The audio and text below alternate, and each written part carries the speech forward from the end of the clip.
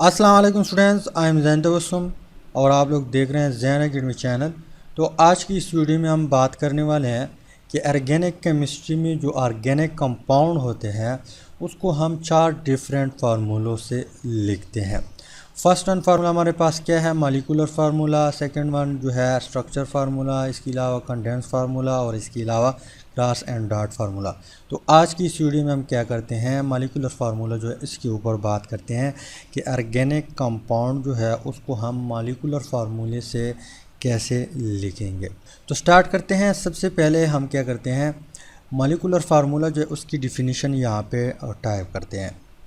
तो डिफिनीशन कुछ इस तरह है कि the formula which represent the actual number of atom in one molecule of organic compound is called molecular formula. इसका क्या मतलब है कि किसी भी ऑर्गेनिक कंपाउंड के वन मॉलिक्यूल में जितने नंबर ऑफ एटम होते हैं उसको हम क्या कहते हैं, मॉलिक्यूलर फार्मूला।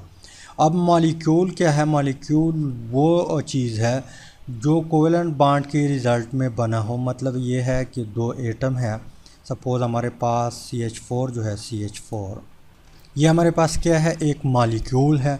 मॉलिक्यूल क्यों है, मॉलिक्यूल इसलिए है कि यहाँ पे जो एटम बॉन्डेड है ये कोवेलेंट बॉन्ड के रिज़ल्ट में बॉन्डेड है। मतलब ये है कि जिसमें कोवेलेंट बॉन्ड हो उसको हम क्या कहते हैं कि ये हमारे पास मॉलिक्यूल है। क्या है, मॉलिक्यूल है। अब ये हमारे पास क्या है, one molecule of organic compound. ये हमारे पास ऑर्गेनिक कंपाउंड भी है और ये एक मॉलिक्यूल है ऑफ ऑर्गेनिक कंपाउंड का। अब ऑर्गेनिक कंपाउंड क्या है, इसके ऊपर हम ऑलरेडी वीडियो बना चुके हैं, कल जो है अपलोड किया मैंने, डिटेल से बनाई हुई है कि ऑर्गेनिक कंपाउंड हमारे पास क्या होती है।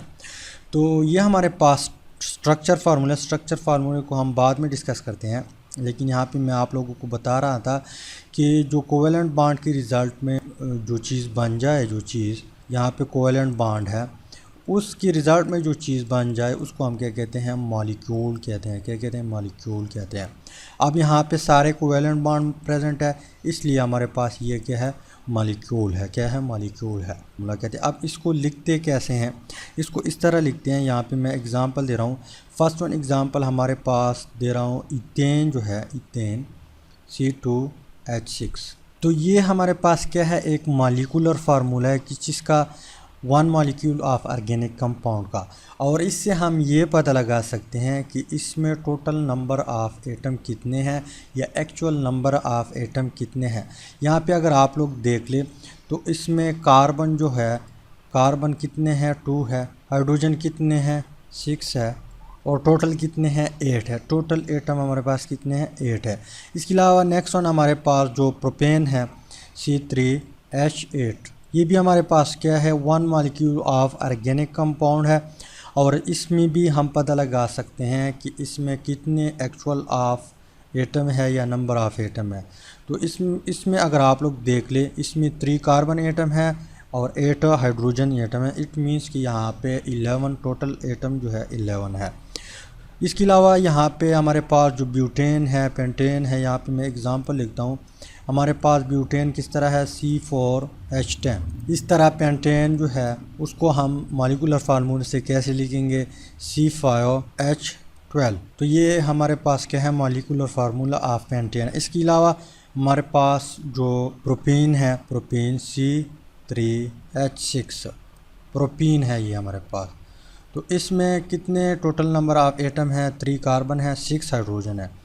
तो मतलब ये है कि मॉलिक्यूलर फार्मूला हमारे पास क्या है, ये हमें बताता है कि किसी भी एक मॉलिक्यूल ऑफ ऑर्गेनिक कंपाउंड में कितने नंबर ऑफ़ एटम है या एक्चुअल नंबर ऑफ़ एटम कितने हैं। तो मॉलिक्यूलर फार्मूला जो है उसको आप इस तरह लिख सकते हैं जिस तरह यहाँ पे मैंने आप लोगों को एग्ज़ाम्पल दे दिया। उम्मीद करता हूँ वीडियो की समझ आई होगी। इंशाल्लाह नेक्स्ट वीडियो में हम स्ट्रक्चर फार्मूला जो है उसके ऊपर बात करते हैं। और ये चीज़ें आप लोग लाजमी सीखें, क्योंकि जितना भी चैप्टर है वहाँ पर हम क्या करेंगे, कभी मॉलिक्यूलर फार्मूला लिखेंगे, कभी स्ट्रक्चर फार्मूला लिखेंगे, कभी कंडेंस फार्मूला लिखेंगे, कभी डॉट एंड क्रॉस फार्मूला लिखेंगे। तो वहाँ पर इन फार्मूलों की ज़रूरत होती है, इसलिए आप लोग इसको लाजमी सीखें। उम्मीद करता हूँ वीडियो की समझ आई होगी। अगर समझ आई है वीडियो को लाइक करें, शेयर करें, चैनल को सब्सक्राइब करें। Finally thanks for watching.